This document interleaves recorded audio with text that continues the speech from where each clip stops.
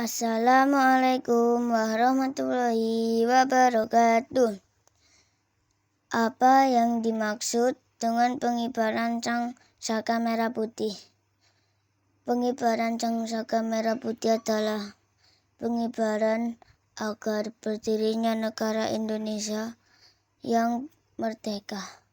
Mengapa pengibaran saka merah putih dilakukan?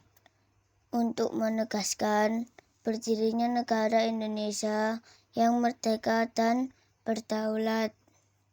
Siapa saja tokoh-tokoh yang termasuk dalam pengibaran saka merah putih? Tokoh-tokoh yang termasuk dalam pengibaran saka merah putih ada dua. Yang pertama adalah Abdul Latif yang mengibarkan saka merah putih.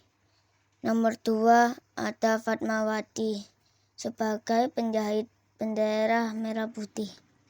Kapan terjadinya pengibaran saka merah putih? Tahun 1945 pada tanggal 17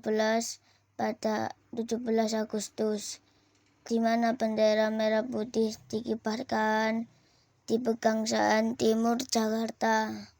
Bagaimana terjadinya pengibaran saka merah putih?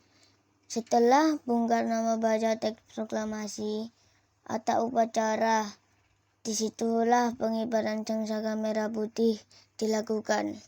Wassalamualaikum warahmatullahi wabarakatuh.